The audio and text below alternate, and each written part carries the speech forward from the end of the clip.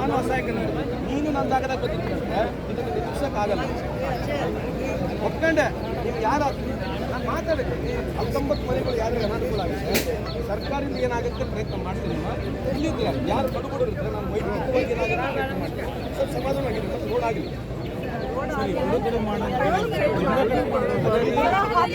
ಒಬ್ಬರು ಮಾತಾಡ್ಬೇಕಮ್ಮ, ನನಗೆ ಗೊತ್ತೈತೆ ನೋಡಮ್ಮ. ಕೇಳಮ್ಮ, ಇಲ್ಲಿ ನೀವು ಎರಡು ಕಡೆ ಆಗ್ಬೇಕಂಬತಕ್ಕಂಥದ್ದು ವಾದ ಅಲ್ಲಿ ಇಲಾಖೆಗಳಿದಾರಮ್ಮ, ಅವ್ರು ಚೆಕ್ ಮಾಡ್ತಾರೆ. ನಿಮಗೇನು ಸ್ವಲ್ಪ ಕೇಳ, ಆ ಕಡೆನೂ ಹೋಗ್ಬೇಕು ಮನೆ, ಈ ಕಡೆನೂ ಹೋಗ್ಬೇಕು ಅಂಬೋದು ನಿಮ್ಮ ವೈಷಮ್ಯಗಳು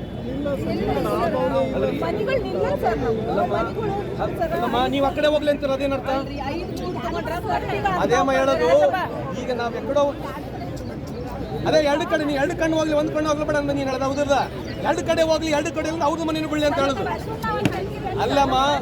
ಈಗ ನೋಡಮ್ಮ, ಎರಡು ಕಡೆ ಹೋದ್ರೆ ಈ ಕಡೆ 19 ಮನೆ, ಆ ಕಡೆ 48 ಮನೆ. ಹೇಳಮ್ಮ ನಿಮಿಷ.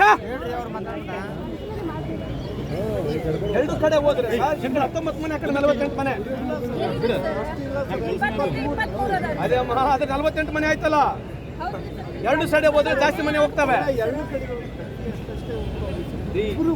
ನೋಡ್ರಿ. ನನಗೇನಾದ್ರು ವೈಮನಸ್ಸಿದೆ ಅಂತ ಮತ್ತೆ ಯಾಕೆ ಹೆಂಗ್ ನೋಡಮ್ಮ. ಸಮಸ್ಯೆ ಕೇಳಮ್ಮ ನಿಮಿಷ. ಸಮಸ್ಯೆಗಳು ಬಂದಾಗ ನೋಡ್ರಿ, ಕೆಲವರಿಗೆ ತೊಂದರೆ ಆಗುತ್ತೆ. ಸ್ವಲ್ಪ ಈ ಥರ ಸಮಸ್ಯೆಗಳು ಬಂದಾಗ ಎಲ್ಲರಿಗೂ 100% ನಮಗೆ ರಿಸಲ್ಟ್ ಮಾಡೋಕ್ಕಾಗಲ್ಲ. ಇದು ಸರ್ಕಾರದ ನಿಯಮಗಳು, ಸರ್ಕಾರದ ಕಾನೂನು.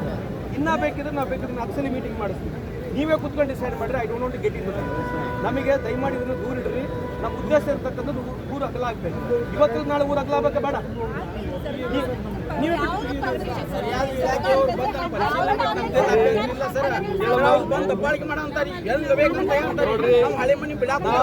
ಅದ್ರ ಬಗ್ಗೆ ನೀವು ನೋಡ್ರಿ, ಇಲಾಖೆಯ ಕಾರ್ಯಕ್ರಮದಲ್ಲಿ, ಸರ್ಕಾರಿ ಕಾರ್ಯಕ್ರಮದಲ್ಲಿ ನೀವು ನಮ್ಮ ಹತ್ರ ಬಂದು ಮಾತಾಡ್ರಿ. ಅಲ್ಲಿ ಗಲಾಟೆ ಮಾಡಕ್ ಹೋಗ್ಬೇಡಿ. ಸರಿ